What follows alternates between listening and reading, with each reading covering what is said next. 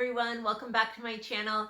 So in today's video, I'm going to be going over what a typical day looks like for me homeschooling. If I don't go into enough depth for your liking, or like if you have any specific questions and you want me to make a video going over any particular topics a bit more, please comment below and let me know what you want to hear more about, or maybe go ahead and comment if you homeschool. Comment below and let me know what curriculum you're using or how your homeschool day differs from mine, or just anything, any questions. Feel free to comment below and ask. I don't mind. You won't offend me, or at least I understand. I hear it all with homeschooling. But okay, so really fast, I have my little planner here. Before I get a little bit more detailed, I'm just gonna tell you how a typical week looks like for me. So in a typical week, there are 5 lessons. So on Monday, I will do 2 out of the 5 lessons. Tuesday, I do 2 out of the 5 lessons. And then on Wednesday, it's the last lesson is is usually my testing day. And then Thursday is my day that me and the kids, we go to community day, where we go and do science experiments and art projects. And I come together with other homeschoolers as like to do community, more traditional type school, I guess you could say. And then Fridays is sometimes it's a field trip day. Sometimes it's me and the kids hanging out with family. It could be doctor, if any of us has a doctor or a sick day, just errands. A lot of things come up during the year, and so I can take Friday because we have completed all of our lessons, or if stuff came up at the beginning of the week, and then I need to push some things back, we can use Friday as a work day. It's anybody's game. But typically this year we have had about an average of 2 field trips a month. And so it feels like we do a lot of field trips on Fridays. Today we had a field trip.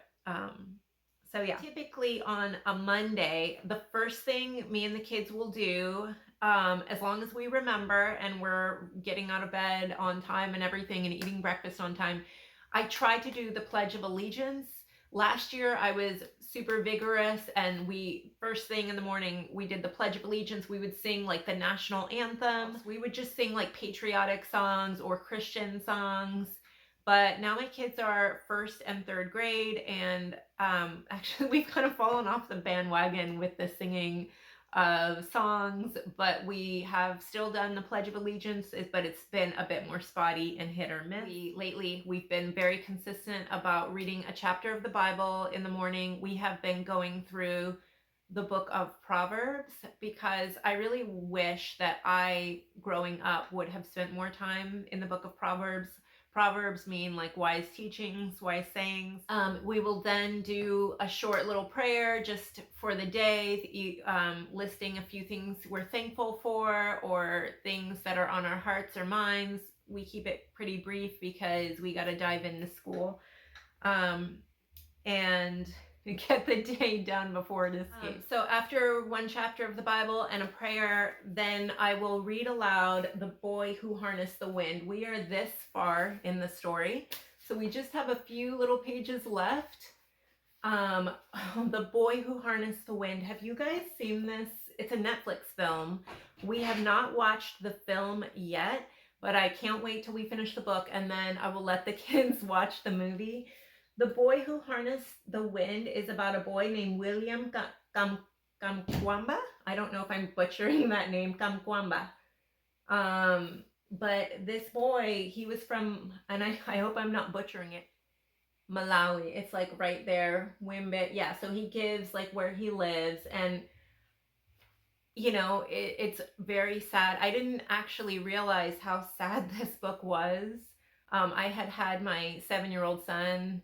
He's in 1st grade slash, he's kind of ahead. He's actually 2nd grade, but I had him reading this by himself because it was recommended from one of the other homeschool moms in my community. And I kind of wish I knew that I should have screened it, but it's got a lot of tragedy in the beginning, starvation and really hard subjects that I think I wanted at least to discuss with the kids. And so uh, I kind of realized it was a heavy book, and I took over and decided to read it aloud from the beginning to both of my kids. But I mean, it's just amazing overcoming adversity. I think it's a great story for the kids to be inspired, as well as to learn about Southern Africa and what people go through in other countries. Apparently, like, there's a great deal of people who do not have electricity in this world. And so I felt like this was a good educational way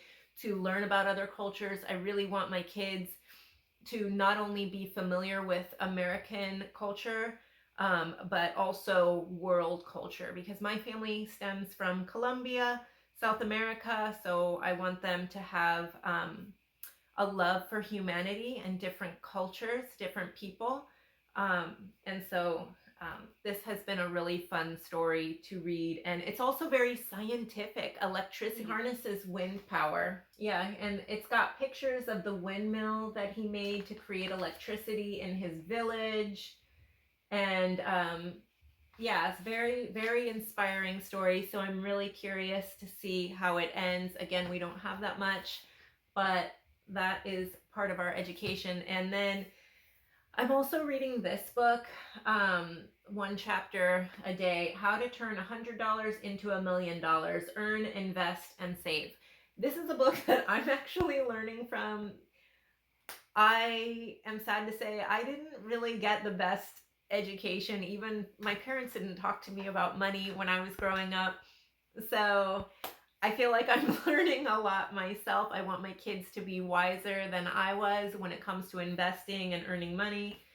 This was one of the most recommended books on Amazon for teaching kids about investing money and just saving and hard work and all that stuff. So it's kind of a fun read, but we'll read more books. I have some economics curriculum for children starting from age 5. It goes all the way through high school. So I'm excited. We actually just started a little bit of that curriculum, and it starts discussing needs versus wants. And that's a very difficult concept even for adults to grasp. So, well, it's an easy concept, but logic versus emotion. Yeah. So, anyways, I want to start discussing these things with the kids while they're young, and I will be learning together with the kids. So I use the homeschool program Abeka, which is the curriculum that my husband used when he was a kid. So Abeka's been around for a long time. A lot of people have strong feelings about Abeka. They hate it. A lot of people do, but I really like it. But a lot of people don't like it. And one of the reasons it's not liked is because it kind of beats you over the head with a lot of the learning. But yeah, so it has like daily reading plans, and the reading plans, like right now my daughter is reading Pilgrim Boy. So they have like all these books that they make you read during the year. Here, I'm going to show you my messy house a little bit here. This is a recorder. So like I have all of these are the first grade books, and these are all of the third grade books. And this is all, I have her read these books in addition to reading like Black Beauty, and like she's reading Little House on the Prairie. So you don't just have to do, this is like the bare minimum in my mind that she has to do.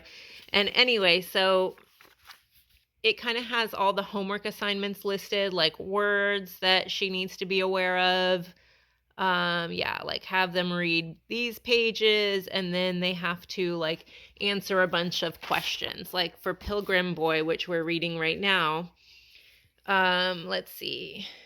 These are the themes in the story, so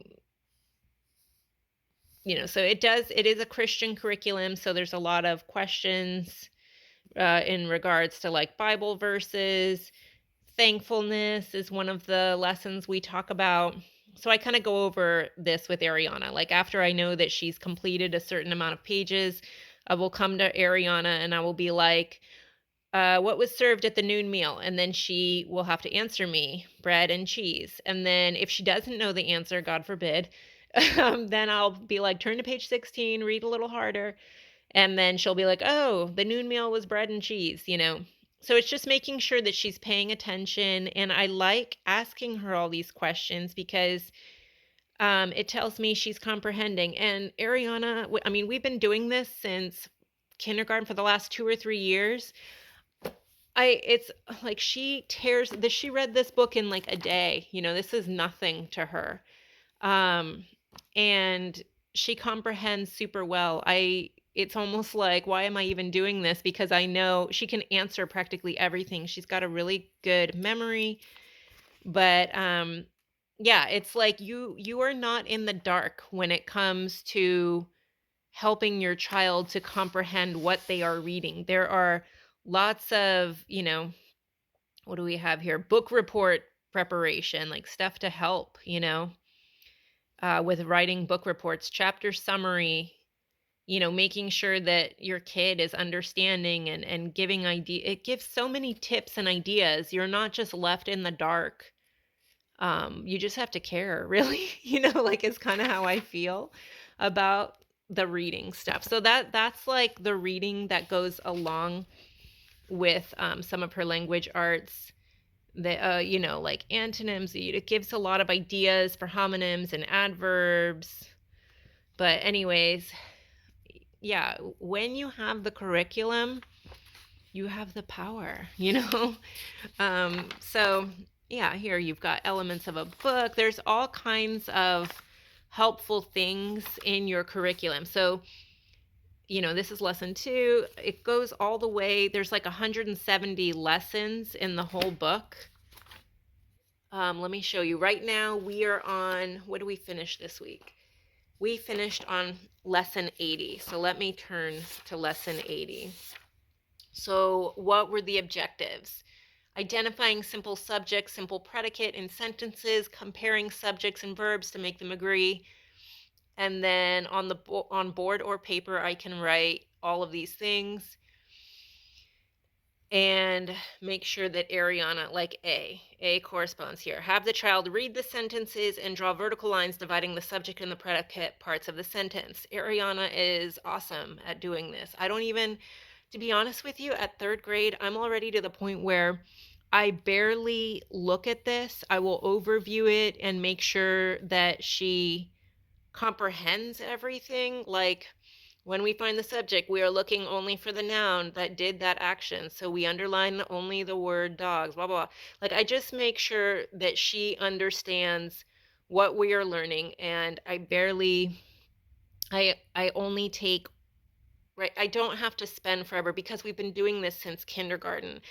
I'm making sure she understands, If a subject is singular, we often add an S or an ES at the end of the present tense verb. If the subject is plural, we do not add S or ES. So I'm making sure all week long that whatever the agenda is for the week, which we started on lesson 76 on Monday, I'm making sure that she is understanding every single concept that she needs to know. Here, this is something. Sometimes we talk about sometimes we talk about an action after it has happened. Yesterday you worked on spelling.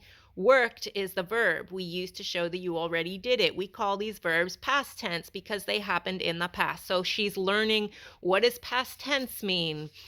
All the different verbs and helping verbs. Soon we're going to learn helping verbs because we're about to go on Christmas break. But when we come back from Christmas break, that's what we're going to be working on. But anyways, so yeah, it kind of talks you through it, but honestly, I barely have to do this again because she gets it right away. Look closely, review subject verb. So I think where people hate Abeka is it's beating you over the head with all the information and kids already get it. If you have a with it kid, it's kind of like, do I really have to do all this stuff? And I think like other curriculums are better about not beating you over the head with it, but I just kind of pick and choose what I need. What are the most if there's some I just make sure that my kid understands everything enough so that she's ready for the test. So let me go over the homework with you. So like here, the application, read directions one section at a time, pacing child through the paper. So the application is for her homework, like making sure she's applying the concepts that she's learning. So this is the language arts, grammar, and writing text work. So this is all of the work that she's been doing all year long. So let's look. Earlier in the year, I was having to get on her because she wasn't capitalizing at the beginning of the sentences. So I would underline them. These are the marks that I use to show that a letter needs to be capitalized. You know, or if I don't like I drew an arrow because I didn't like how she had written her U. It looked like a V or something, so I pointed an arrow. Spelling, I was like, this is spelled wrong. Let's see, what did she go? She had circled the wrong one here. So like we go over that and I'm like, no, remember you need ES here. And if you're thinking, how am I going to know all that? Like maybe you're someone who wouldn't know which one was right or wrong. You don't worry because you have the teacher key. So if I'm not sure, I just turn to lesson, let's see, that's page 30. Let's go to page 30. Look, I can look at the answers over here and check to make sure she did it all right. And she did. I'm so proud of her. That's awesome. And again, I circled the one that she got wrong. Over here, I highlighted commas because she hadn't inserted the commas. So we went back and did that. I made sure when we reviewed her homework, I was like, look, you forgot commas. Like, we can't be forgetting commas. But this was lesson 28. We are now on lesson 80, and she has gotten so much better with her commas. I'm very happy about that. Okay, so lesson 80 was our last lesson. And I was able to look, and it looks like she did everything right. Looks like she had erased something. Oh, you know what? Because she was only supposed to underline the subject, draw a line between the subject and the predicate, draw 2 lines under the action part of the verb, draw 1 line under the subject. And it looks like she had even underlined each year. And I was like, Ariana, no, you don't have to underline each year. Just underline people.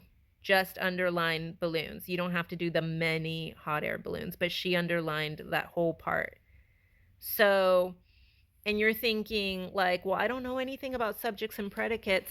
Well, hello, because you are administering all of the lessons to her at the beginning of the week, like you'll know what you're talking about. It does take homework if you're a homeschool mom for you to make sure that you understand what the child is learning.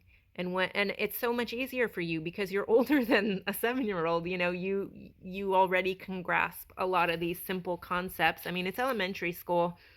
When we get to high school, you know, I'm not there yet, but I feel like every single year I am constantly learning so much, and I actually care about what I'm learning, and I care about my kids' education. So I'm making sure, like, if there's something that I don't know, I will go find out how to make sure that, you know, she's learning correctly. But anyways, here we have like handwriting lessons on how to teach your kid proper cursive writing. So like right now, I'm looking over here.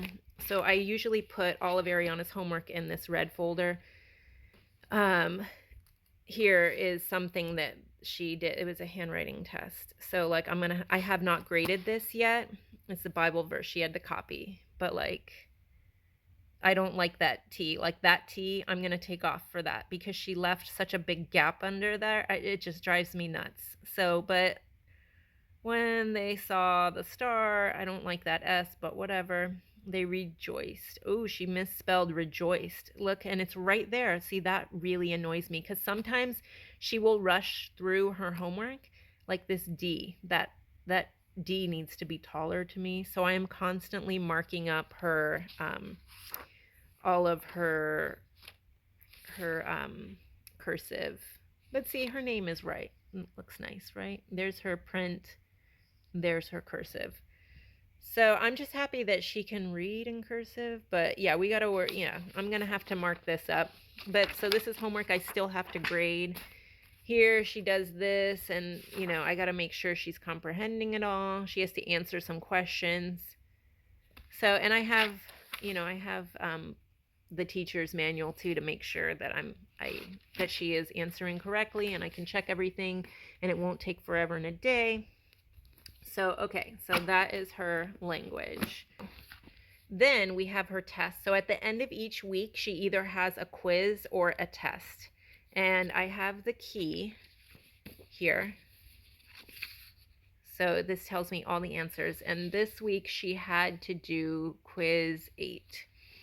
So why did I take off points? She got everything right, but then she was rushing along. She forgot to add the E there. So she ended up getting a 97. I was so disappointed.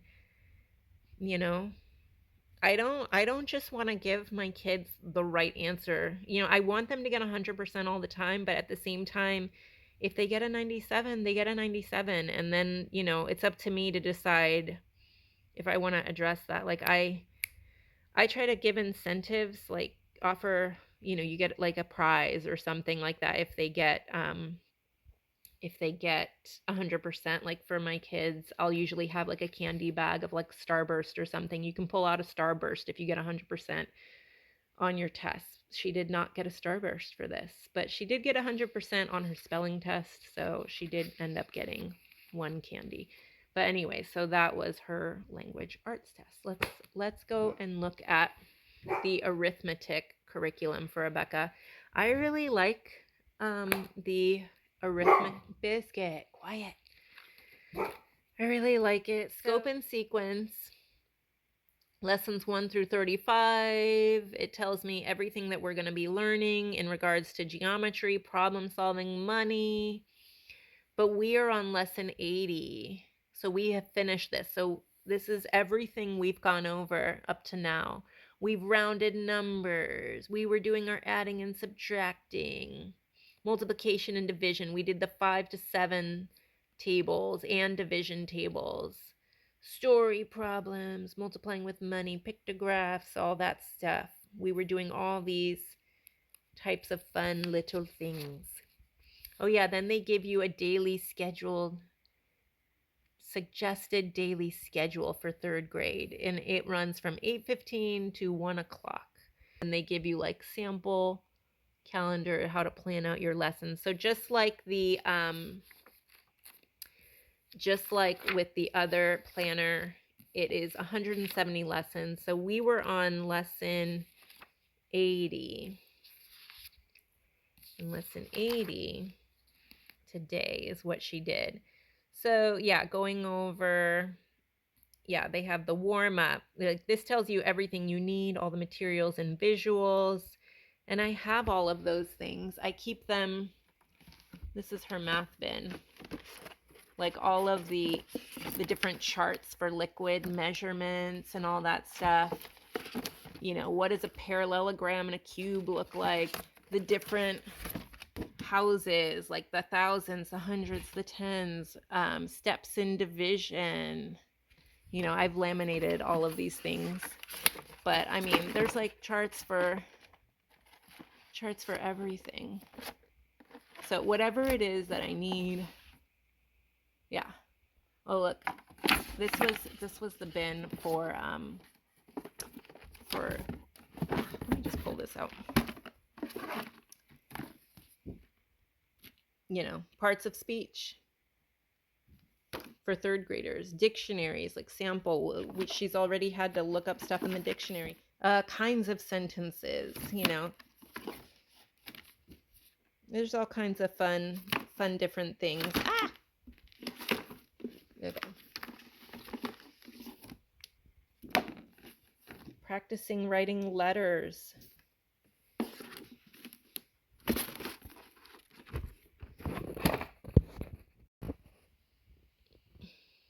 But anyways, so it tells you to start off with a warm-up. So I usually do speed drills. They provide you speed drills. The speed drills I like to use are from Quick Flip Arithmetic. Let's say we are multiplying times 3. Okay, so they flip over. The king is worth 13. 13 times 3, that's 39. So she starts to memorize, 3 times 3 is 9. 3 times 3 is 9. An ace is worth a 1. So 1 times 3 is 3. 3 times 7 is 21. Like, I'm holding the phone, so it's hard for me to go fast, but I can get through a deck of cards in less than a minute.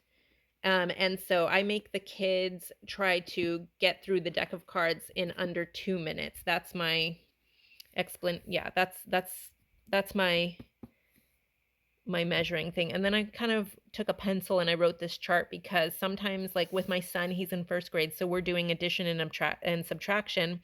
So sometimes we're doing -8. So then if he gets an 8, 8 minus 8 is 0. But what if he pulls up a card and it's a 7? Well, what's 7 minus 8? -1. And if he forgets that, he can look up here and look at this little graph, or the little line bar thing, and count backwards like that. So they start to memorize, and they start to go really fast. And again, I make them memorize their addition table, or whatever it is we are trying to get faster on, multiple, times 3 or -5 or +5 or whatever. They have to be able to get through the deck of cards in a set amount, and under 2 minutes is my goal for them. For me, I do it in under a minute. So if they can beat me, that's great. but they're young, so anyways, so that's kind of the warm-up I do. I don't really do this one that they have, but I could follow it theoretically. Then they have review. This chart 4. So I would pull out one of my charts. This is the graph to show how many gumdrops each color were in the bag, blah, blah, blah, blah, blah. So yeah, I just kind of go over all of this stuff. Oh, and then we have math games, because you got to do math games, right? So yeah, and these are games that, especially at our homeschool community, they start to play more math games once they hit 4th grade. But there's different ideas of things you can do even at home with the siblings or whatnot. So here is her workbook, and we are on lesson 80. So here's like stuff that she's done from earlier in the year. This is lesson 15. Let me go to lesson 80. No, she does doodling. She had wrote million, and I was like, you got to write millions. And then she had forgotten to add commas. So I made sure that she added the commas. I'm like, read all the instructions, girl. Read all of it. Even if you homeschool, you still doodle on your sheets, apparently. Okay, so let's check lesson 80, which was today. Grams and kilograms. Oh, she measured this wrong. A ham sandwich would be measured in grams. She had said false. I was like, girl, we would measure it apparently in grams. Yes, according to this. But to be honest with you, my scale in my kitchen, it measures, I guess we do measure in grams and ounces, but I like to use, I don't know, I use ounces a lot. So I wonder if she got confused. When I measure food, I always measure in ounces. I don't know. Sometimes I do grams. It depends on the recipe. But yeah, so kilograms versus grams, larger units. She did really well on all this. She knew that 16 ounces equals a pound. 2 pints is a quart. These are all life lessons. Let's see. She does great at her word problems. I just sit her at the table, and what do we do here? Oh, we had some issues. Oh, I highlight plus, and plus, and I was highlighting the minuses too, because sometimes she will start subtracting when she's supposed to be doing adding. And I'm like, girl, pay attention to the signs. It says follow the signs, please. But because this addition is horizontal, she's used to it being like vertical addition, like this, where you do the plus and it's on top of each other. But you also have to learn how to do your math horizontally. So apparently she's better at it with subtraction because I didn't mark any of that, but I did mark B and C. I made her redo these because she had done it as if she was subtracting. So anyways, and there's a brain booster. Noah and Dad went for a bike ride. They were gone for 35 minutes. If they returned home at 6:50, what time did their bike ride begin? She put 6:15. Very good, girl. Very good. She was right. So when we come back from vacation, she will be doing lesson 81 to start the new year after Christmas vacay. So yeah. Oh, let's look at her test. Her test. This is the speed drill, quiz, test, and speed drill. So yeah, so I could do speed drills from this where she gets like 2 minutes to fill this whole thing out, 2 minutes to fill all this out, like each day, depending on the lesson. We didn't really do that this week. Again, I stuck more with focusing on the quick flip arithmetic. I like that because I can tailor it to whatever I want her to be focused on. But anyway, she got a 98% on this test. So she did, it looks like she got the whole front page. She did it really well. Very good. I'm proud of her. She's doing remainders with her division. And she's checking it to make sure it's all good. Where did she get off? Let's see. Wait. Oh, she missed one down there, but we'll get there. I was proud of her. She remembered this because at the beginning of the week she was like, "Oh, I don't remember." I guess I haven't like made her remember how many feet were in a mile. So at the beginning of the week we started singing the song 5,280 feet equals a mile. 5,280 feet equals a mile. Like if you put stuff to music, it's easier to remember. I apologize for my atrocious singing. I'm not. Anyway, so this week it was focused on memorizing her 7 times tables. She did fine there. She did fine there. Very good. But then she did, she messed up. She said that ounce was bigger than a pound. And I was like, no, it is not. A pound is bigger than an ounce. So we did review and go over that. But I probably should have made her change the answer. But I didn't. She was sad that she got that wrong. So anyway, so that is her math and phonics. So for Lucas, it's pretty much the same thing.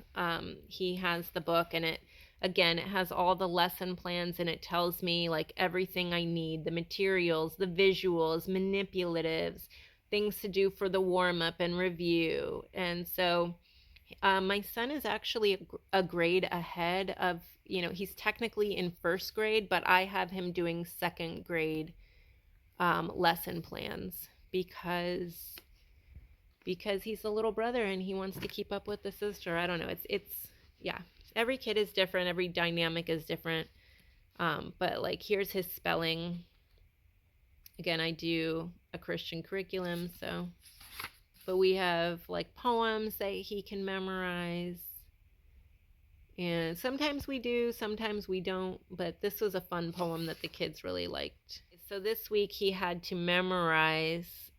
This was his spelling list. He had to memorize all of these words and make sure he could spell them all. This was part of his homework for this week. And Ariana has the same thing, but her words are bigger. I guess I didn't really go over that.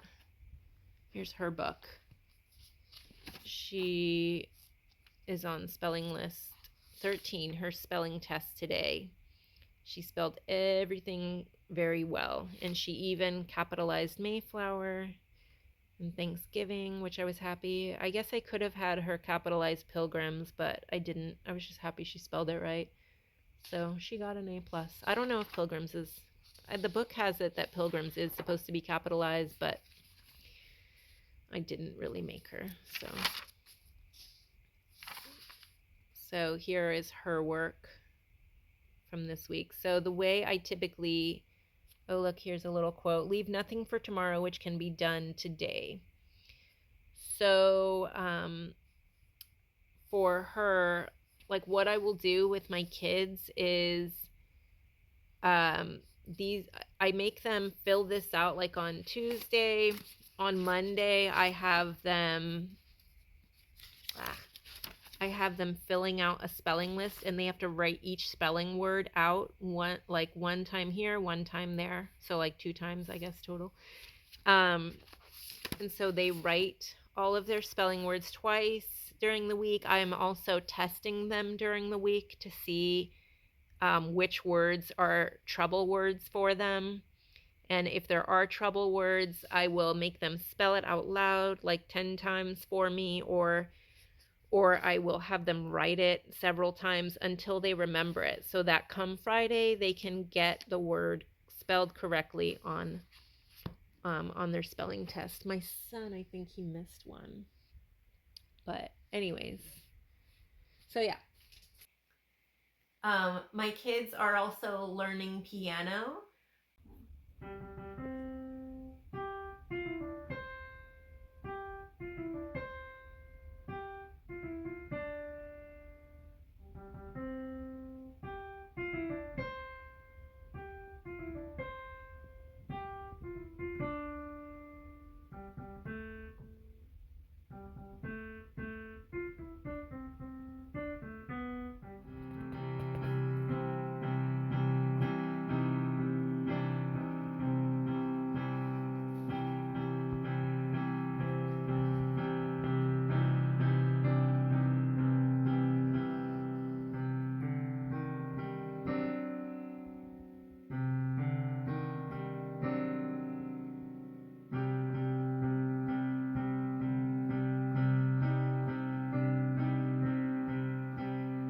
So that's super exciting. I grew up never knowing how to read music. I didn't know that when you read music, I didn't know what a staff was. I didn't know what a measure was. I didn't know I knew that music had notes, but I could not tell you that the notes went from A, B, C, D, E, F, G, and then they can go backwards. Like you have to learn to essentially, music notes are all over the place. I don't know. So there's just a lot of things that it's really fun for me, because as my kids have learned, and my kids have already surpassed me in their ability to play music, but it is fun for me to kind of watch and learn with them.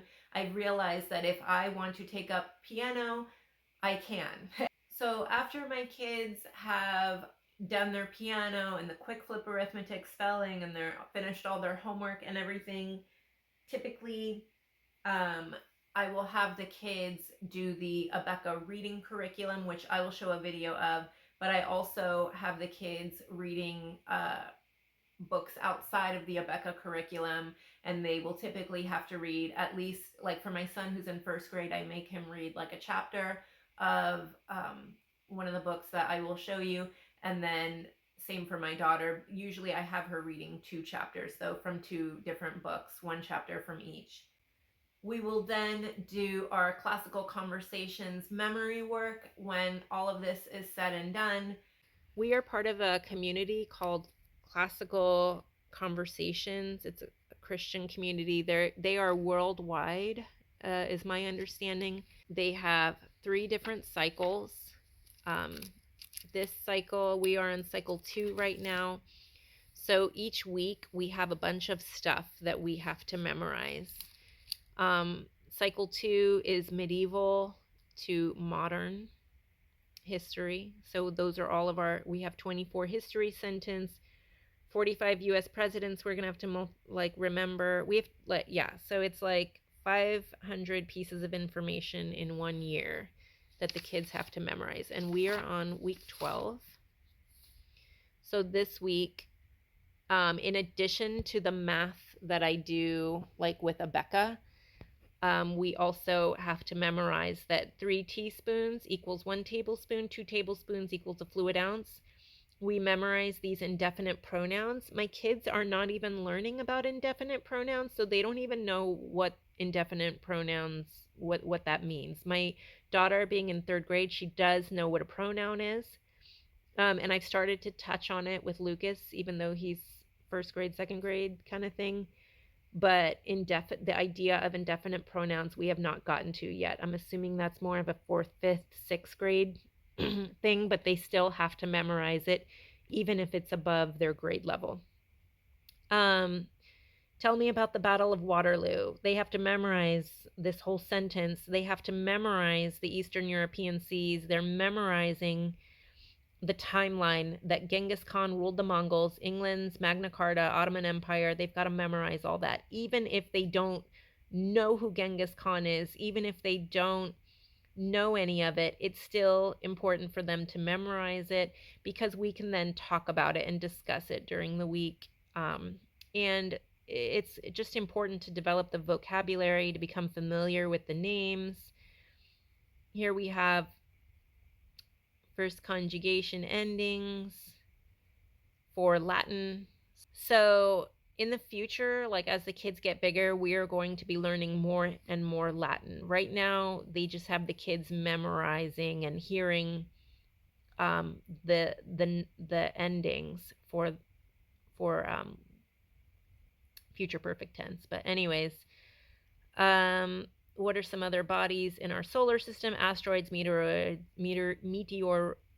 meteorites, comets.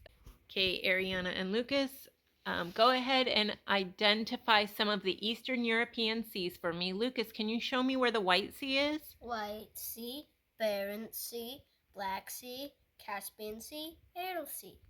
And we call these the Eastern European seas. And go ahead and sing the song that we did to memorize the different seas.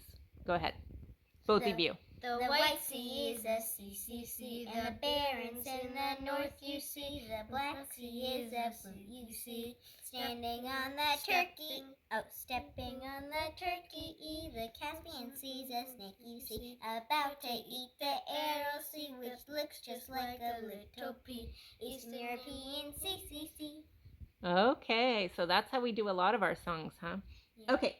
Now, for the first conjugation endings, future perfect tense for Latin, can you guys sing the endings for me?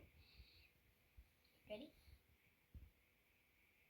Eris, erit, ermis, eritis, errand. First conjugation, future perfect tense. And what about, without singing it, don't sing it to me, what are some other bodies in our solar system? Okay, you go first. Asteroids, meteoroids, meteorites, comets. Okay, what's the song we sang to memorize those? Asteroids, meteoroids,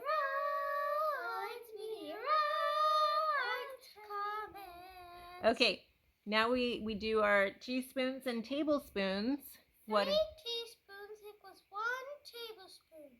2 tablespoons equals 1 fluid ounce. Okay, and then the indefinite pronouns for English. Go ahead and sing it. What indefinite pronouns for English? Everybody. Oh, everybody, everyone, everything, few, many, more, most, and neither. Okay, and then the timeline song. Oh, yeah. Okay, go ahead and do the timeline. Genghis Khan rules the Mongols. England's Magna Carta. Ottoman Empire. Marco Polo. Journey to China, the 100 Years' War. And Black Death. The Renaissance. China's Ming Dynasty. History? Yeah, tell me about the Battle of Waterloo. Okay. 3, 2, Napoleon Bonaparte of the French Empire was defeated at the Battle of Waterloo by British General Wellington and his allies. Soon after the War of 1812 in the United States. Okay, can you say it without singing it for me? Napoleon Bonaparte of the French Empire was defeated at the Battle of Waterloo by British General Wellington and his allies soon after the War of 1812 in the United States. Okay, so where was the War of 1812? In the United States. Yeah. So throughout our life, we're gonna hear a lot about Napoleon Bonaparte. And That was week 12. Yeah, for cycle 2, week 12. That's what I was gonna say. You took away my 9. Do you guys have any favorite memory songs or anything? Yes. What's yours, Lucas? The asteroid one, because we sing the Star Wars song, Asteroids, meteoroids. Okay, wait, but I'm talking about for the rest of the year, like not this week. My favorite one was let's see, 500, 1500, 1700. 500, 1500, 1700. How does it go? Vladimir the First found Christianity, the Russia in the 900s. In the 1500s, arrived in the terrible unified Russia. Peter the Great and Catherine the Great expanded and westernized Russia. In the 1700s, 900s, 1500s, 1700s. Yeah, and then for fine arts this week with our community, we had a celebration and we reviewed the different things to do with music, which is what we were going over. My kids play piano, so they already know all the notes and what a staff is and the different measures and all that stuff. Constellations, we talked about different constellations and identified them, like Orion's belt and that fun type stuff. It is Latin, science, art. It is geography, history, timeline. There's all these bits of information that the kids learn every week. There's 24 weeks in a year of the Classical Conversations curriculum. And I will leave a link for their website down below if you're curious about that. It is an international program, if I'm not mistaken, because there's like people all over the world who use it. Central Florida especially has a lot of different classical conversations communities where homeschooling families will meet and get together. For those of you curious, does homeschooling take money away from the public school system in Florida? I can't speak for all the other states, but for Florida, we do not take any money from the public school system.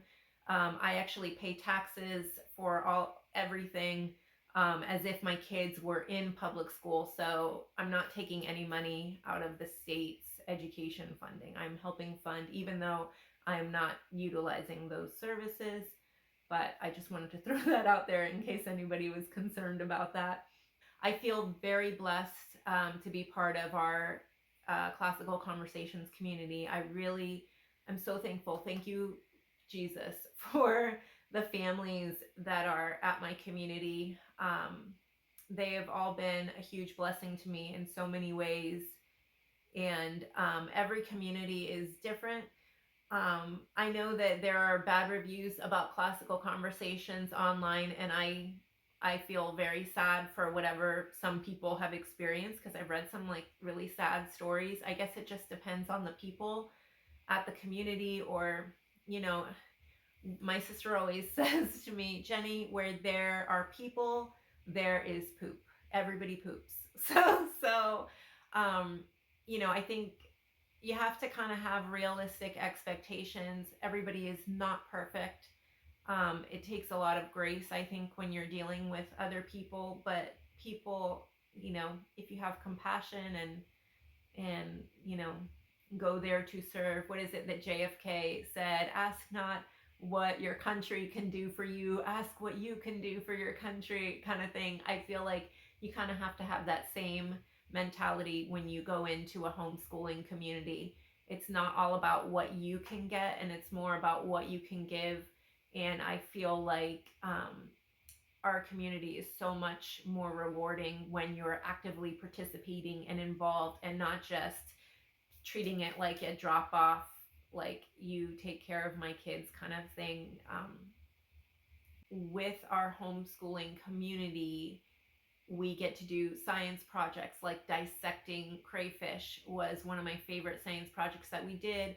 There's like learning how to build bridges with blocks and like gravity and this past few months, we've been studying more about outer space and the distance that the planets are from the sun. And so it's been kind of fun to show kids, my kids are first and third grade. A lot of it is just grasping certain concepts, like why, with the tilt of the earth, for example, how that can create the seasons. And it's just,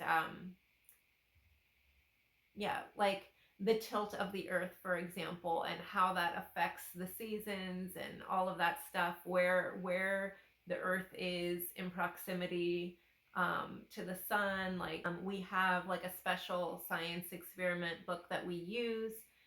We also talk about different fine artists like Leonardo da Vinci and Michelangelo, and where you can find their art in the world. And then we'll have the kids do little art projects inspired by some of the great artists of yesterday.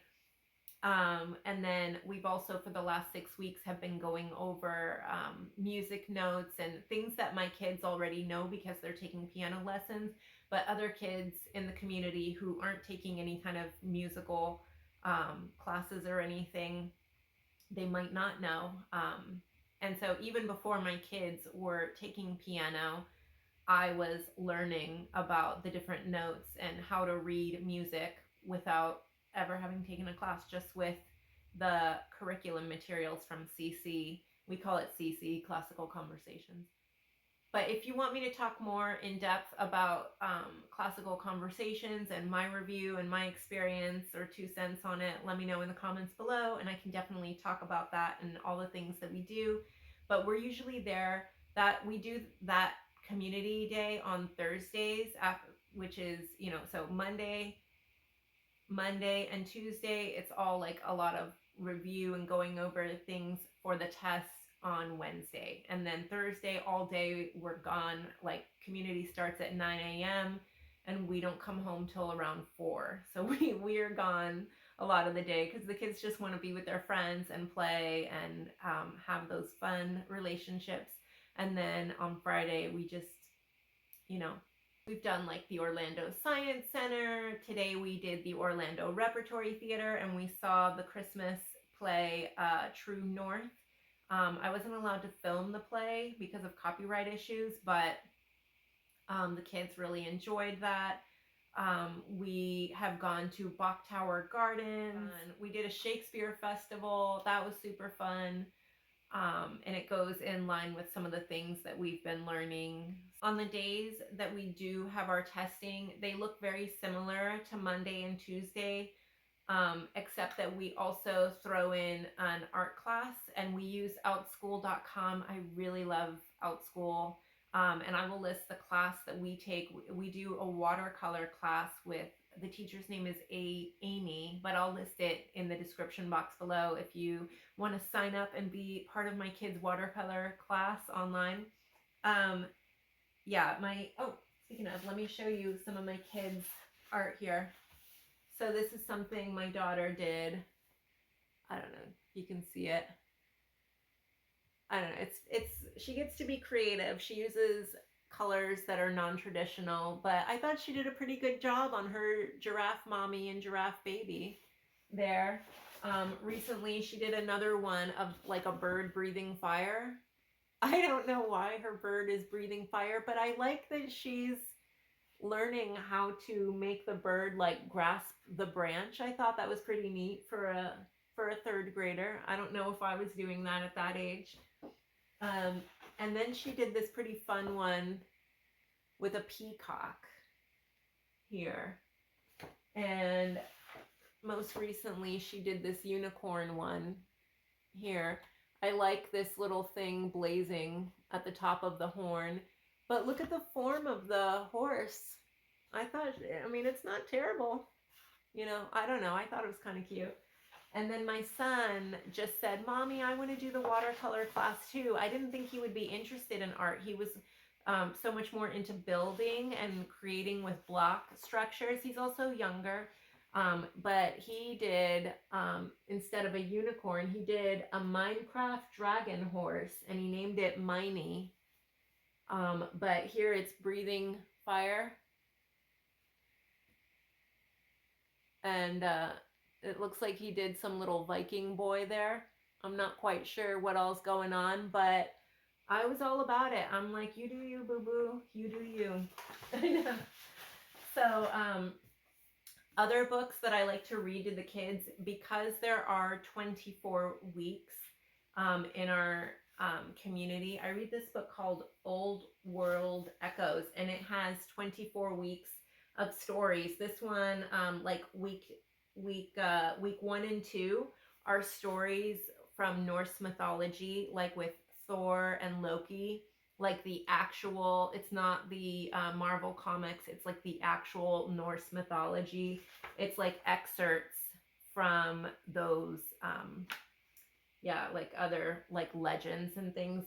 Weeks 3 and 4, they take excerpts from the King Arthur books, and I don't know, it's to give the kids an idea of different folklore and legends from medieval times, because we are on cycle 2, which again, if you want me to go into depth about how classical conversations works, there's a time where we study American history and American stuff, and then there's other seasons where we're doing other parts of the world or like medieval history, and then there will be some years that we're focusing on ancient history, and it all repeats itself, and the kids, they grow up learning it all. But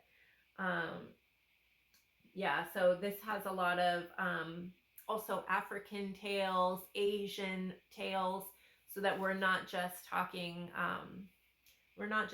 about America. It's more of a world. It's called Old World Echoes. You even have some Native American folk tales in there, so it's super fun. I like this one. And there are other, like, this one is way advanced. It's really above my kids. I'm not even quite sure how much they comprehend, but I still read it aloud to them so that they're hearing language that is above their level. I want them to become used to hearing people talk educated, I guess. I don't know what you want to call it. Here, let me read you some of it. It's like, Pyrrhus saw that it was hopeless to try to come to terms with the Roman, and he again prepared for war. Early in 279 BC, he marched into Apulia, and there, near the town of Asculum, another great battle was fought. The Romans had learned to dread the terrible war elephants, blah, blah, blah, blah, blah. And so, yeah, I'm learning, apparently the Romans used elephants in their war, so I'm learning about it myself. And yeah, it's a lot of Roman history. Yeah, it says, what makes a good leader? How can you tell who the good guys are? When is it better to stop what you're doing and rest? These are ancient questions and ones we still ask today. These questions are timeless. Senators of Rome invites you to explore the growth of Western civilization and all the questions prompted by the process. Again, I think this book is a little bit above my kids' grade level, but I read it to them anyway. I don't know. I'm like, let's prepare you now, kids. So, oh, and then like this book, I love it. A Well-Trained Mind, A Guide to Classical Education at Home. And I mean, it just lists so many things about what to do with your kids when they're in what grade, and what they should be learning and memorizing. This book is fascinating. I haven't gotten past my kids' grade. I figure I'll read it. I'll be reading this book all the way through high school. Thank you guys so much for watching this video. Comment below if you have questions, things I didn't go over. Let me know how you like this video. Hit like if you liked it. Subscribe to my channel. Share this video if you think it would help somebody. And I hope you guys are having a great week, and Merry Christmas to all, and to all a good night. All right, bye everyone.